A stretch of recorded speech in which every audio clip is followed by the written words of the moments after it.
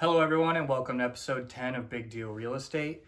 Today I want to preface this video with a little story. When I was 7 or 8 years old, I always used to admire and look up to really rich and successful people. Those people who seemed to have it all. They had nice cars, they had these big beautiful houses, they always had time for their family, and they just seemed to, in general, have everything going for them. And that's what I really looked up to, and that's what I aspired to be as a kid. So at the time I was working around the neighborhood, I would go knock on doors and I would ask people if they needed any help with any landscaping around. I would help them cut the grass, I would rake leaves, and I would do general yard cleanup for them. This was after school when I was making extra cash. And it came to about $10 an hour is what I was making, which at the time in the early 2000s as an 8-year-old was a pretty good wage. So I began to think to myself, I'm doing pretty well as an 8-year-old, So the way to become rich and successful is to just probably work as much as I can. So I got the idea, what if I do nothing but work for an entire year? I don't go to school, I don't sleep, I don't do anything. I just work 24 hours a day at $10 an hour. Well, what if I just worked that much for an entire year? That's got to be the way to become successful and rich, right? So what I did is I took out my calculator, I went $10 an hour times 24 hours in a day times 365 days a year, and lo and behold, that came out to $87,600.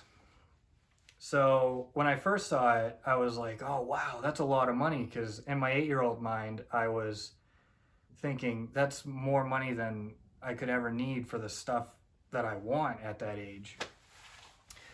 But after a few seconds, it kind of sunk in that if I'm working 24 hours a day, 365 days a year, that's still not enough to become a millionaire. So what it did was it begged the question with me at the time, what do rich and successful people do differently that we don't?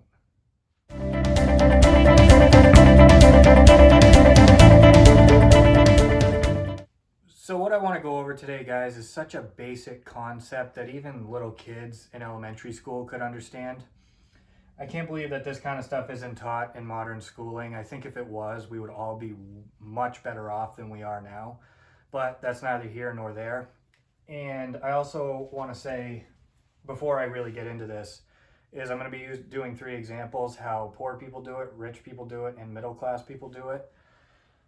I'm not calling anybody out. I don't want anybody to feel bad about this. I just want you guys to wake up and realize that anybody can do this. It's just rich people have a different mentality and they have different habits than we do, and that's what causes them to become more financially free.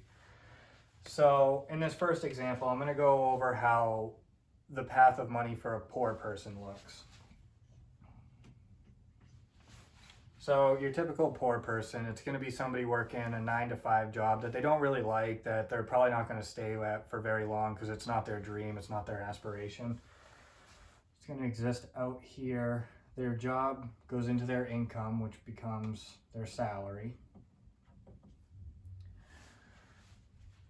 And what that money goes towards is all their expenses, which in this case would be, let's say, rent, taxes, clothes, and food. So their salary, everything that they make is going all towards their rent, their clothes, their taxes, and their food. There are some other things in there, but those are just the general ones that I like to stick to. And basically the way it looks is they have just as much money going out as they have coming in. So they're not really growing. They're not building anything. They don't have any left over for investments that are going to make them passive income, that are going to grow over time and make them more wealthy. So this is what it looks like for a poor person. They only exist in the income and expense where, like I said, it goes out just as fast as it comes in. So I just went over the path of money for a poor person. Now I'm going to go over it for a middle class person.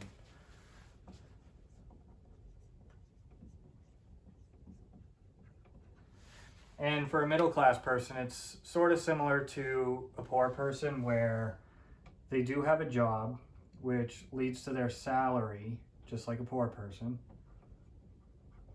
but it's a tiny bit different. Because what middle class do is they use their job and their salary as leverage to get things like a mortgage, credit cards, a car loan, or student loans. And that shows up on their balance sheet as a liability because it's taking money out of their pocket every month. So they have things like mortgages, a car loan, and we'll say credit cards. These are all things that they need to pay off that's taking money out of their pocket every month. And one thing I want to make sure you guys are aware of is every bank out there is going to tell you that your house is your biggest asset. That couldn't be further from the truth. An asset is not your house because it's taking money out of your pocket every month via a mortgage.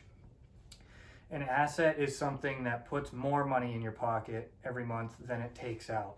So please be aware of that. There's going to be a lot of people out there that tell you a house is your biggest asset.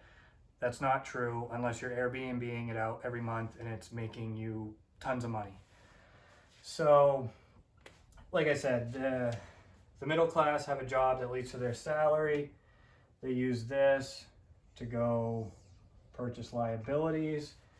And then from there, these liabilities go towards paying their expenses. I left taxes up there because everybody pays taxes, and there's two things that are definite in this world, and that's death and taxes. I don't care how much money you make, you're going to pay taxes till the day you die. And what that translates to is a mortgage payment, a car payment,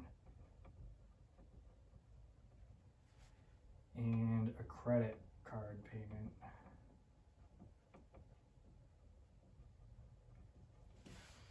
That's what the path of money looks like for a typical middle class person.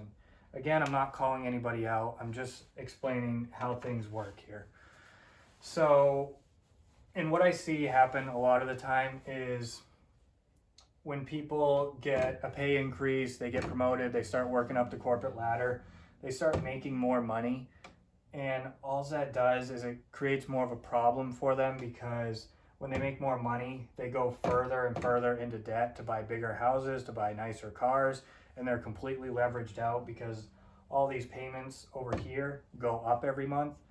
So again, it's kind of similar to a poor person where they have just as much going out as they have coming in, just the path's a little bit different, as you can clearly see here. So now it begs the question, well, what do rich people do? Lastly, guys, this is what rich people do.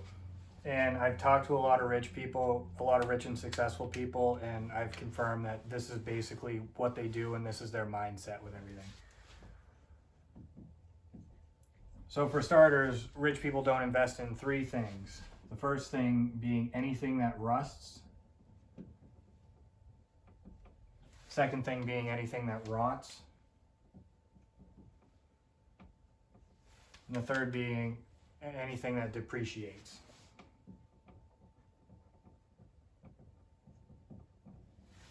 I'm sure you guys can all think of examples of things that rust, rot, and depreciate.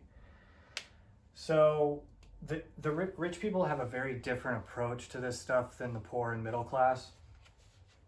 Instead of having a job with a salary, they have things show up in their income statement in the income section as rental income from any real estate that they own and rent out, dividends.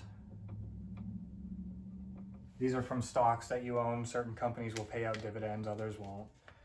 They also have interest that they earn. These are on loans that they give people at a certain interest rate, kind of like how mortgages give you a mortgage to buy a house, then you pay them back over time. And royalties. Again, these are just a few examples of how they do it. And again, rich people do pay taxes, just like everybody else. And what they do is they take all of this income right here. They take all of this, and before they start buying fancy cars, before they get a nice big fancy house and all that, or before they go into credit card debt, they take all the income that they have here and they invest it in the asset column. They invest it in assets before anything else. And those are assets such as real estate, stocks, bonds, intellectual property, other businesses, and so on. So basically that's how that shows up on their balance sheet. And they do have liabilities. They will have car payments from time to time. They will have home mortgages. Just they're not as big as a typical person would have. Car loan, mortgage, and then in their expense it'll show up as a mortgage payment every month and a car payment.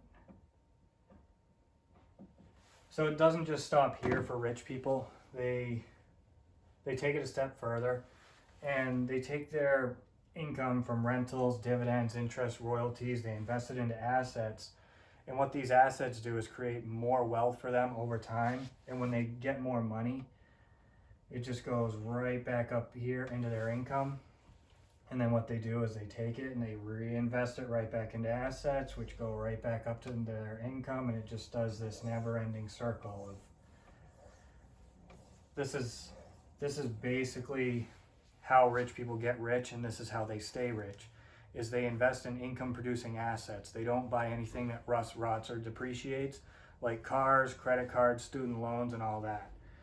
So I hope I didn't offend anybody here. That wasn't my goal. Again, what I wanted to do is open you guys' eyes to what it really takes to be rich and successful. Anybody can do it. All you need to do is just be a little disciplined and follow these basic concepts. So I hope this video was educational for you guys. Please like, share, and comment for more content, and be sure to keep an eye out for my next video. Thanks for watching, guys.